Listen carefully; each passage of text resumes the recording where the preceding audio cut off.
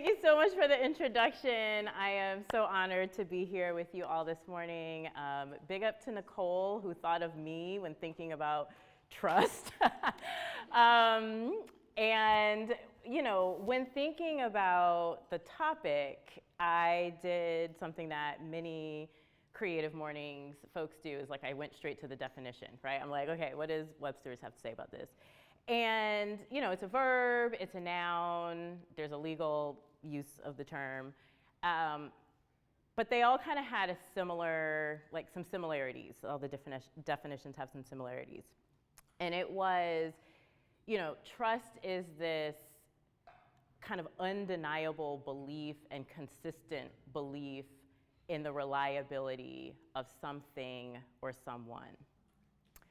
But what that definition didn't really do, or it didn't do it for me, is it didn't shed light on like how you build it. It didn't position trust as a practice. And for me in my life, it very much has been a practice. And it's been a choice. It's not like this blanket thing like a personality trait like brown eyes, right? Like, it's something that's an individual choice, it's a situational choice, sometimes it's a split decision choice, and you have to do it over and over and over and over again. So that's the frame that I approached this talk with, and it really embodies that notion of it being a practice and it being a choice is really emblematic of how trust has shown up in my life and how it's led to me becoming the scent storyteller that I am today. And so speaking of scent, you all are gonna go on a little scent journey with me today. I broke the talk into 3 main sections, which correspond to kind of 3 phases of how my relationship with choosing and practicing trust has evolved over time. I correlated each with a scent note, and under your chairs, you have scent strips so that you can smell along and come on a scent journey with me. So grab those now. There's 3 Ziploc bags.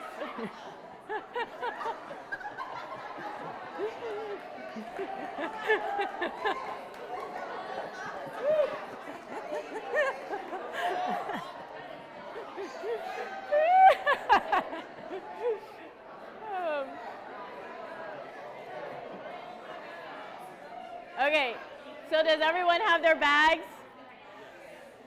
Okay, so find the bag that says rock, which corresponds to the firewood years.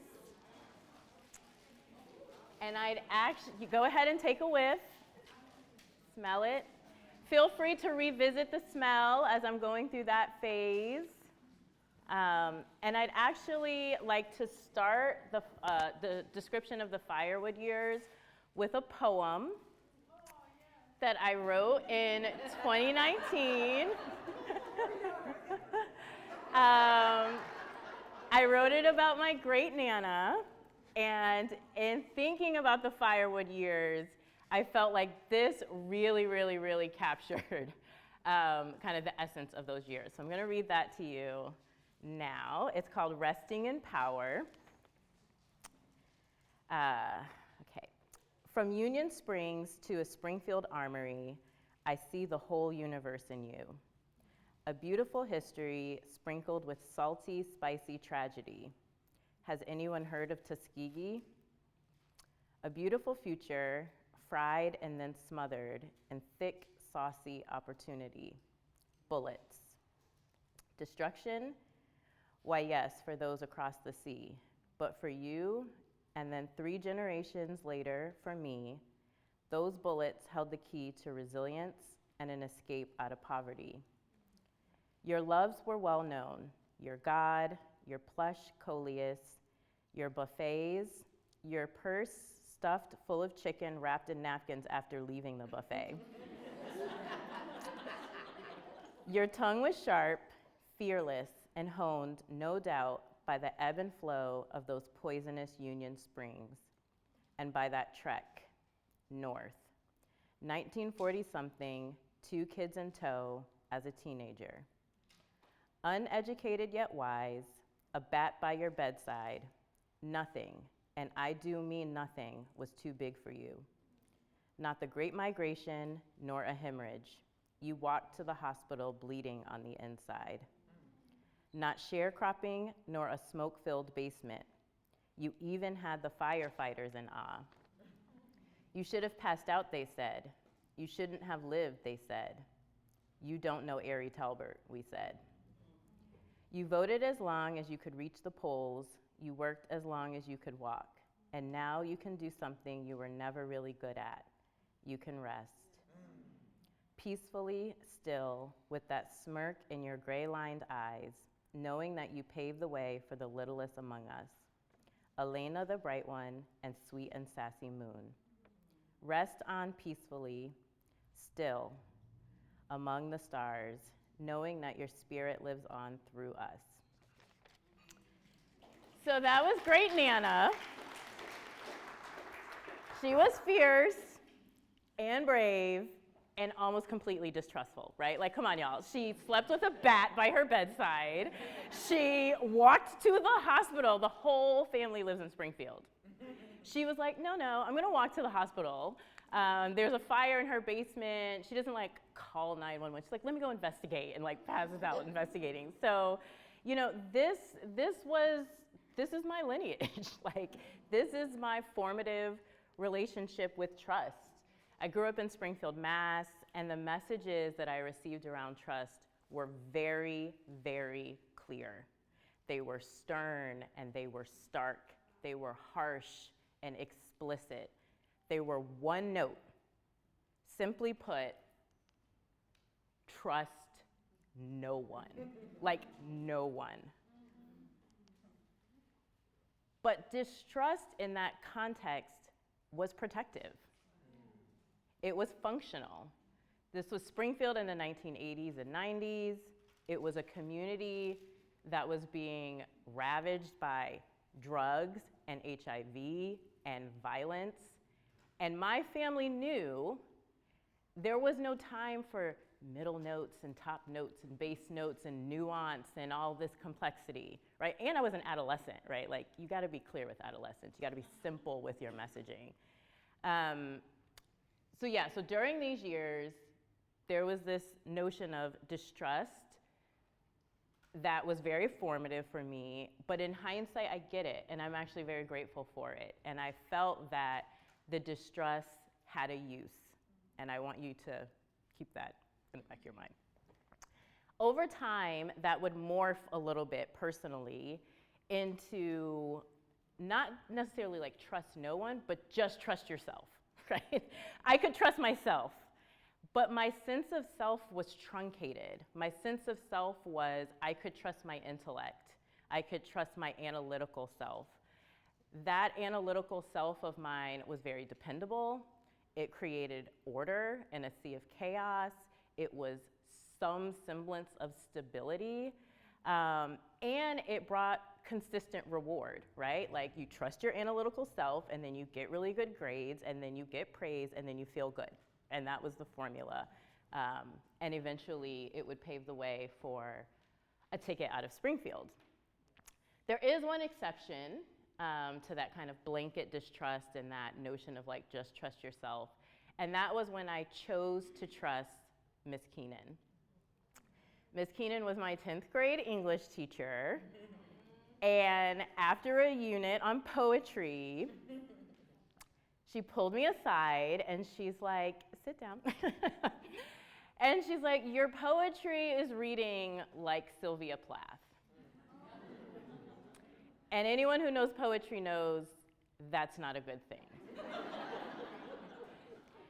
And she's like, what's going on? What is happening at home? And I made a choice, right? I chose to tell her, like, XYZ is going home. That's another talk, what was going on.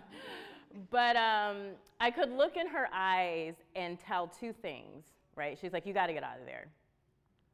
And I could tell that A, she knew something that I didn't know, and B, it was serious. So I didn't need to know all the nuance. I just knew that when she said, you need to get out of there, I was going to heed her message. And I did, and I would leave my household at 15. And in many ways, I feel like that not just saved my adolescence, but if you know Sylvia Plath, you know it saved my life. Okay, y'all, firewood years are over. You can open the bag with the vetiver scent. Take a deep inhale.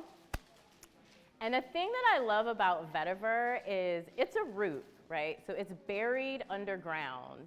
But if you smell it, it smells green. Like it smells like it's derived from something fresh above the ground. It's almost lemony. It has these like undertones of hope. And when I thought about this next phase, which are the early 2020s, I realized that not just had my sense of trust broadened, but it was that I became acquainted with parts of myself that had been buried by circumstance. It wasn't new stuff. It was always there. It was just circumstance didn't allow it to emerge. So how did trust show up? A couple ways. The first is my sense of community became very strong and very clear. I made some key decisions to trust faculty at Boston College. So for example, I was like, I really can't go back to Springfield, and chose to talk to an administrator and see XYZ is going on in Springfield. I don't have any money to pay for rent and food here. Like, what can we do? And he's like, oh, you could tutor the basketball players, and we'll pay your board and give you a food stipend, and you can stay here every summer after that. And I did. So, choosing trust. And at Michigan, where I went to grad school, I chose to trust peers. So, undergrad was when I was building this muscle of trusting adults. And then at Michigan, I chose to kind of trust my peer community, particularly the Black Student Psychological Association. We were tight. And anybody who knows grad school, it's hazing, right? You are there to prove that you can take abuse, really. And that entity, that association, had a very strong commitment to making sure we all finished. And we did. And that takes a lot of vulnerability and trust. I also got married during the vetiver years. Big up to Dario. And marriage is like an ultimate sport in choosing trust over and over and over again. So these relationships and community, 20 years later would become the bedrock of Bright Black. The other thing that happened in the vetiver years is that my sense of self broadened. And prior to these years, so in the firewood years, I thought you were creative if you could draw, maybe if you could paint, and if it was realistic, right? I see that dog, I can make something that looks just like that dog. But during these years, I discovered abstract art, which I love and had never even heard of it. I started painting. I started a food blog. I really leaned into my poetry, and I'm like, damn, I'm kind of creative. I know. I thought it was Smart Spice, but then I'm Smart Spice and Creative Spice. And food was my primary creative outlet, which totally makes sense if you think about scent later on. I also realized that creativity had real advantages for my analytical life. So during these years, I was still in research. I was in academia research, and then I was in the government doing different types of research, but I was forming problems differently. I was asking for analyses that people hadn't thought of. I would get the data back and be like, I don't quite see that what you see. And so I began to really own the creativity, as opposed to thinking like, oh, I'm weird or I'm different or, that's not right, that's not really creativity. I also really became fixated on this idea that creating and sharing knowledge is a radical act. And that's what I thought research was. That's not necessarily what the Academy thought research was, but that's how I had thought about research and thought about knowledge. Like, if I wasn't there to create knowledge and to share it about people who were like me, who would? And again, like, if you think about sense storytelling and Bright Black, like, the thread kind of makes sense. Okay, we're entering the last phase, the fig years. Feel free to open up your fig bag. So during the vetiver years, I realized like trust isn't really about other people at all. Like, it's about yourself. It's about knowing that people can betray you and hurt you, but the pain is never greater than the potential for the connection. Yeah. And that makes it like a little bit easier to be vulnerable, right? Yeah. These fig years, these Bright Black years, I realized like intellect is not sufficient and others is not sufficient. Like, I needed to change the relationship with trust. And in particular, I needed to trust my intuition. Gut, spirit, ancestors, all synonyms, whatever you feel the most comfortable with inserting there. It's really captured beautifully by Rumi in this quote. There is a voice that doesn't use words. Listen. That is hard. It's hard if you're like naturally kind of distrustful, and it's hard if your habitual nature of trusting is like logic. And so in many ways, this stage that I'm in now is kind of like aspirational. Like, fig symbolizes peace and wisdom and enlightenment. I'm not there yet as a small business owner, but I'm on my way, hopefully. In many ways, Bright Black was born out of intuition. When I had decided to leave the government, I started meeting with an intuitive healer on Zoom. Her name is Michelle Johnson. She's great. She's in Winston-Salem. And I'm just like, I don't know what to do. I know I got to leave here, but I don't quite know what to do. The name of, once I decided, like, okay, we're going to lean in on this, the name came to me in a dream. People were like, Bright Black, that's so dope. Like, how'd you think of it? I didn't think of it. It thought of me, I guess, I, started seeing all these like funky symbols from nature. Like, we kept being visited by a black cat. We live on like a main street, y'all. There's like two-way traffic, and this cat that I've never seen since, like, kept coming into the driveway. I'm like, okay, touche, universe. The timing felt faded, the concept, and we've broken so many rules of business. Like, it's a saturated market. We had no experience in consumer products. Since storytelling is super heady, people are like, no, people just want simple. Like, they don't want to think. Like, I could go on, and maybe that can come out a little bit more in the Q&A, but like, we've broken a ton of rules, and yet we're like still here. We're like, still fighting. And so it really, really feels like it's been guided by something outside of me in some ways, definitely by gut and intuition and by ancestors. And in particular, one, Nana. I only thought of this in the context of this talk. I wasn't thinking of Nana when we were creating Bright Black, but my Nana like loved scent. Like, the lady had like was not rich, but had like super expensive perfumes and would wear them to bed. I'm like, Nana, isn't that a waste? And like, wasn't sleeping with my granddad. Like, my granddad was like on the couch. Nana's in the bed with me, and like, she's like putting on perfume. I'm like, what are you doing? And she's like, no, it's not a waste because it brings me pleasure. And I'm like, damn, Nana. And so when I think about Bright Black, I'm like, oh my gosh, Nana's totally behind this, But it wasn't like this conscious thing. So Bright Black, it's the culmination of these different dimensions of trust.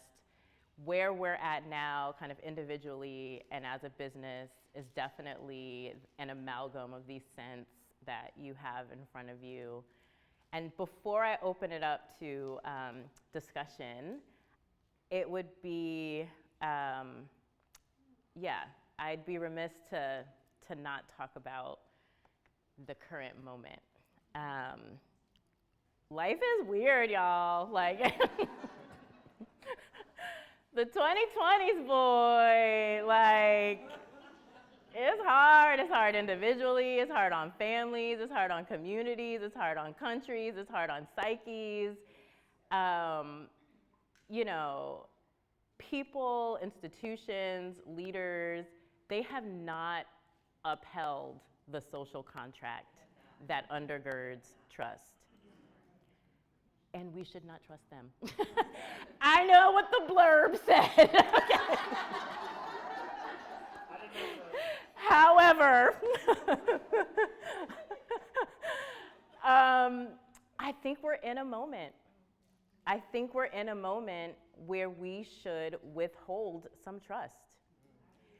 And we shouldn't stop there, though. We shouldn't stop at the distrust. We should build the institutions and the frameworks and the systems and the relationships and the cooperatives and the collectives that warrant our trust. And that starts with recognizing our interconnectedness, and it starts, you know, with, I guess, just trying. So yeah, that's what we're trying to do with Bright Black. It's about scent and the candles and all that stuff, but it really is about building something that hopefully warrants trust in the community, trust in the broader communities. And with that, thank you.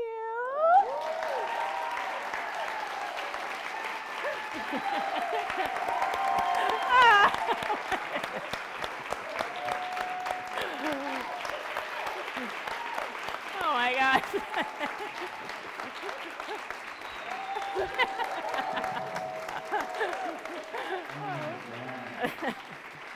We're going to open Q&A for 2 whole hours. That was incredible, Tiffany. Thank you so much.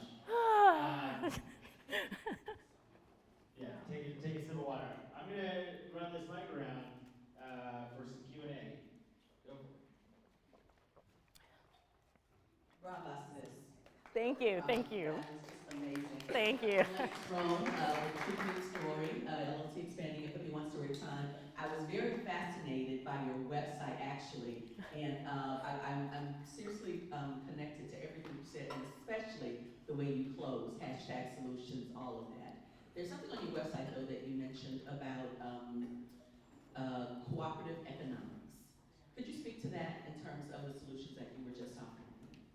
Yeah, you know, cooperative economics is framed a few different ways. I'll just talk about how we frame it at Bright Black. The problems facing the world, and definitely affecting Black people in particular, are many and complex and varied.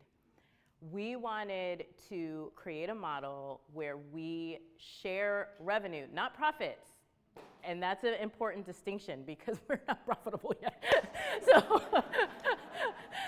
we wanted to share revenue with entities and individuals, primarily nonprofits, who are doing the work in the community, like unrestricted funds. We trust the nonprofits that we're working with to do the right thing with the money. Sometimes we co-create, so for example, there was an initiative in Massachusetts, 100 Males to College.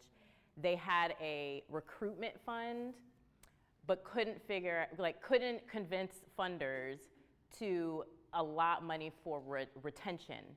And so we created a retention fund. Like, these Black and Latino boys had been getting to college, and then shit happens, right? Like, stuff happens, and there were no resources to get them a bus ticket home to this or to help them buy that book. And so we created the fund with them.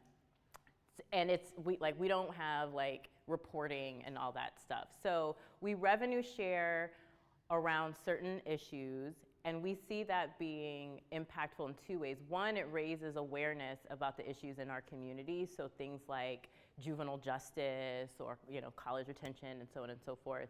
And it also gives financial resources in a very resource-constrained environment.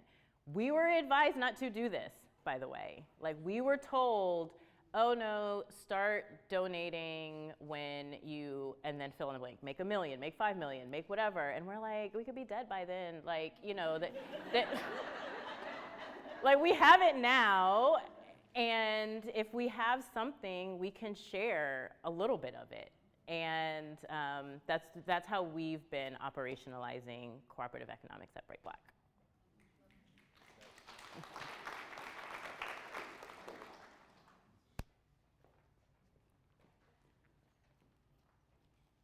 Hi, Tiffany. Thank you so much for sharing your story today. I did have a question. You talked a lot about your connection to your ancestors. I just wanted to know, how important is your local community and bringing in your ancestral ties to the Durham community? Yeah, thank you. Well, I didn't really, I guess I'm going to interpret that two ways or make 2 points. One, around ancestors, I didn't really have a strong upbringing around honoring ancestors kind of thing. Like, this is very new-ish, or I guess in this form it's new. It was respect your elders, and then beyond that there was just, I think, a lot of trauma, so the family didn't really talk about generations before those that were the elders. And in terms of the local community, we are completely buoyed by local community, in so many ways. Obviously in the fiscal ways of people supporting the business and buying stuff, but events, people coming out. We needed help. Someone ghosted us. They were supposed to paint our sign outside the shop and got scared. I'm telling y'all the real story. They didn't want to come to the neighborhood. I'm come on now, it's liquid. Anyway, so she ghosts us the day of, and I go out and just do a reels where I'm and 600 comments. We were flooded with DMs. People were Bright Black needs help. We need somebody to paint their sign. So yeah, local community is everything. And I always say, I don't think we could have done it being Start Bright Black and still be open in another community. The community validated the early concept of scent storytelling, valued our aesthetic, which was really different at the time that we launched. They were just here for it. And yeah, so I'm you and then you know. Thank you so much, Tiffany. My name is Neha. This is my first time at Creative Mornings, and I've only heard this for one night from Washington, D.C. Thank you. This has been such a beautiful poetry and multi-sensory embodiment of trust. So thank you so much. Thank you. My question is, what are your reflections on trust and repair? Between that distrust and trust, the bridge and the chasm and the valley and the mountains, which our world is so filled with right now, both in private and collective lives.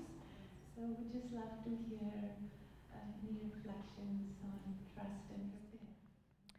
Yeah, that's a great question. Thank you for that. I think this is super personal, but I can extend grace if you're trying to do something different.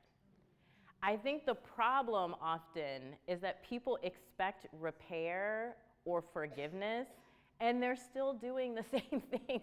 And I think we see that a lot in our institutions. It's you can't it's not a mistake anymore. It's a mistake the first time. And then when you get the feedback, or you're given a different message around this dynamic where one person feels trust has been broken, then you try something different. And for me personally, I can hold I tried this and it didn't work, and I tried that and it didn't work. I'll work with someone or an entity, a business or whatever.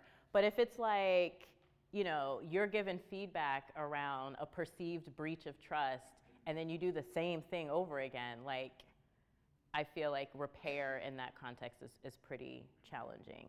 I think if the will, though, is there, then you know, extending grace to work with someone or an entity is warranted, because we're like, it's mushy, these are like feelings and emotions and situations, a lot of which are novel, and so I think grace goes a really long way.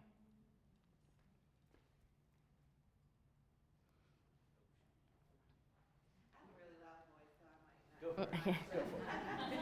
When you decided to start your small business, when you were at that crossroads, like I'm there now, and you were like, I gotta leave, I can't do this anymore.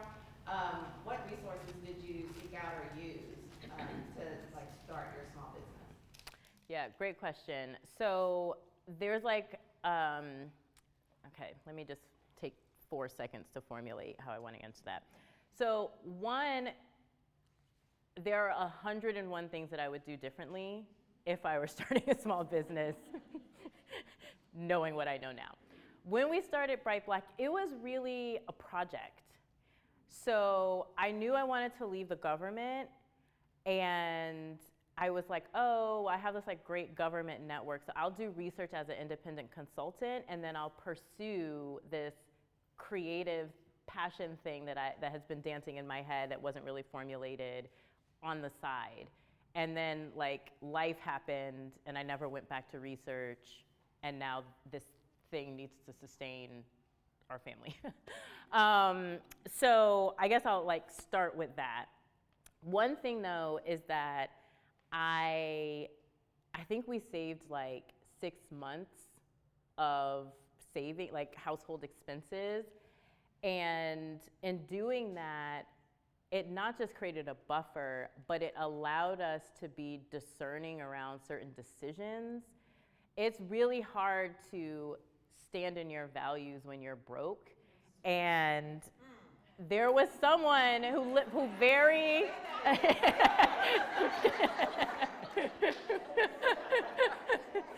it is. And someone we met, I mean, it was February, I remember very vividly because it was at the Durham Hotel, it was February, it was right before COVID, like took over all of our lives, February 2020, so that's what, like 5-6 months in. And this guy was like, oh my gosh, what you're doing is great, I'm an investor, I wanna invest. If you just take the black out of Bright Black, I'm just, and, right, and I'm like, but black is the bright black, like you're like totally missing the point.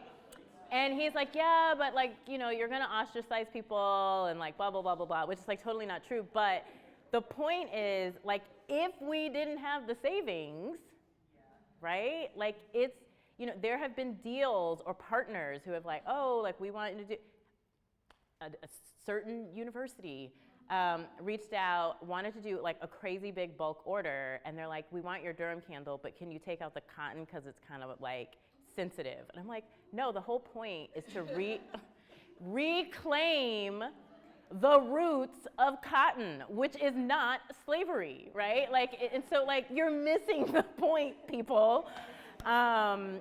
It's hard to do things like that, to like say no without like the stability.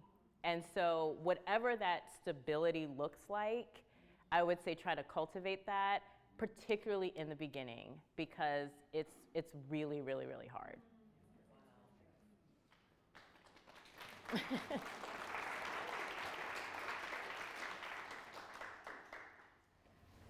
Hi, my name is Griffin. I come from a business background, so this is a question about consumer product design. And you shared with us that your product is differentiated, that it's nuanced, that it's heady. And I just want to hear more about your product and the concept of scent journey and how it's different. And I'm personally, and I think we all are really excited to invest with our small dollars, with our pennies, in your vision and in what you're bringing to the table. So I just want to hear a little bit more about your product. Yeah, sure.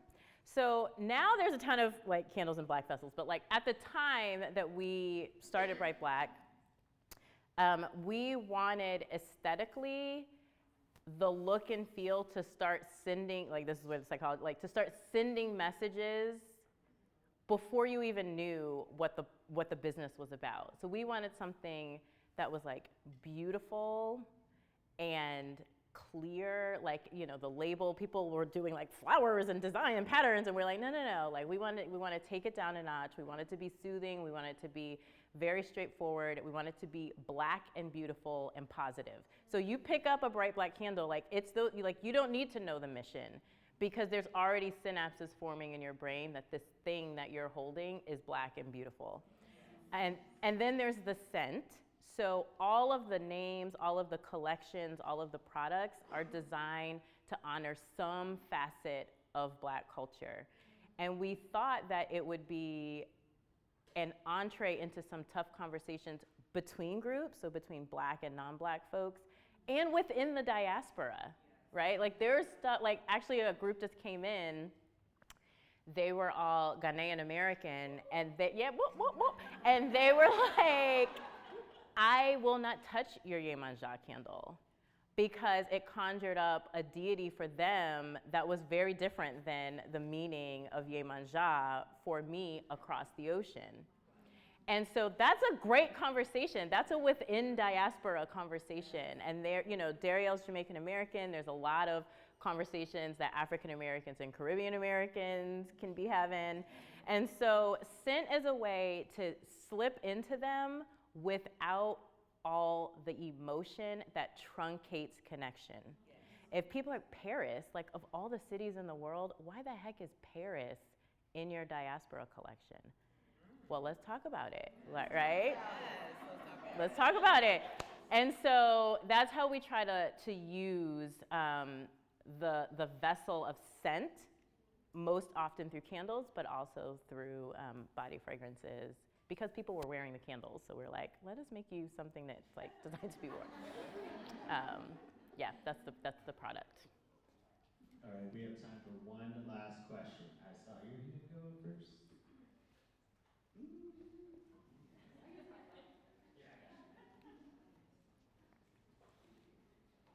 Hi, Tiffany. Thank you for giving us all life and inspiration this morning. My name is Tessa. I am a real estate investor, entrepreneur, and definitely relate to how intuition can help you walk in your purpose and make a difference and be in the right place to really fulfill your potential in those moments. What do you tell yourself when, even though you're doing that and you know you're in the right place, it feels like the universe is just like, no, this isn't gonna work, or this is failing, or everything might feel like, you know, you've got 1,000 things coming at you at once and they aren't the great things that you're wanting to see happen in this moment. What are some things that you tell yourself or do to find your anchor and continue on in that journey? That's so funny. The universe like planted you because I had a slide that I took out because I was like, that's too vulnerable. I had a slide in, and it said something like, the fundamental question right now. And, you know, I feel like I'm at a crossroads, and I actually just talked to Dariel about this not too long ago, where I'm like, this is so hard, and I can't figure out if this is like, this is hard, you're not flowing, so change, because life is supposed to be easy, and when you're doing what you're supposed to be doing, then it's easy and life flows. Or this is so hard, there's something to learn, so stick with it, because then if you learn it, you can like try to help other people. And I'm like, which one is it? And there's that intellect, right? Like, I want the damn decision tree. I want, like, if this, then that, come down, choose, like, cookies or whatever. And intellect's not gonna work. It's not gonna work. And neither is talking to other people. And that's like, I don't know what to do, but I know what I feel. And I feel like I'm supposed to still be doing it. And until I feel that I'm not supposed to still be doing it, I'm gonna stick with it. And that's like super illogical, admittedly, but it's like the only thing that's like making sense for me right now. So I guess feel it? I don't know, yeah. Thank you again, Tiffany. Thank you for trusting CreativeMornings. despite not having an Instagram account, you covered it there. And